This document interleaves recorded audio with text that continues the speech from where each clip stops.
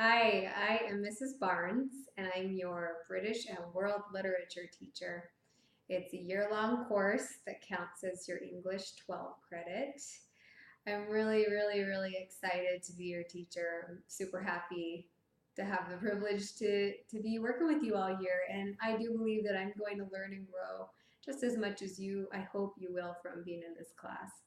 And I've taught many kinds of writing and reading classes for the past, I guess this is the 8th year, 7 other years of doing this kind of thing. And this is the most fun I've had. I think this course is very interesting. It's got a lot to offer, and you'll leave with skills that can help you later on.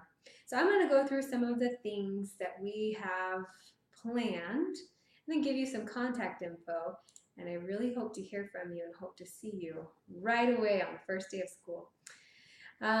British and World Literature is what it will say on your Class Connect schedule. Remember, it does count for your core credit for English 12. And my name is spelled like this, Mrs. Barnes, Barnes and Noble. So for the reading and listening skills, we are going to draw from some cool stories and books and poems. So these are just a list of different things that we might be looking at this year. So many of you are probably familiar with Sherlock Holmes mysteries. Lord of the Flies, one of my favorite novels. We're going to read that. Do a lot of short stories, poetry, and even some Shakespeare. So those are just some of the things we may or may not look at. Good stuff, really fun, exciting stuff. And then for writing, you've worked on these skills for probably 3 or 4 years, and we're just going to see where you're at with them and keep honing and getting better at refining these skills. Argumentative writing, kind of being able to state your case. You may present that as well. Expository, being able to have, organized, structured writing with facts. And then narrative writing is more of that, journal entry type of writing. You have a little more freedom with that. You can write a story. And creative writing. And these are all things that we may or may not get to, and you can use the different kinds of writing or presenting for assignments and extra credit. There will be so many opportunities to learn and to show me what you're able to do. So don't be overwhelmed by either of these lists. These are just possibilities, and I know that you're probably proficient in a lot of them already. How to succeed. So I decided to come up with a list of just really simple ways that some things like coming into the class next week or whenever you're watching this, maybe you're watching this the day before. These are 3 simple things to do the first day. Come on time. Come every day and do the work. And if you do these things, I don't see why you cannot get an A in my class. Really, that's how simple it is. You come on time, come every day, do the work. And coming on time and coming every day is sometimes more than half the battle because we'll do the work in class a lot of times. So just be here with me, be present, and you'll do really well.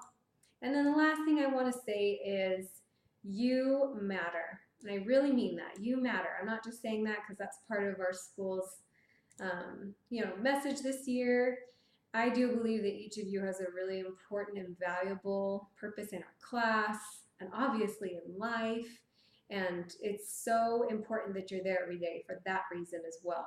I'm going to notice every time you're not there because you each have these unique personalities and ideas to add to the class. You're really a huge addition. Each person is.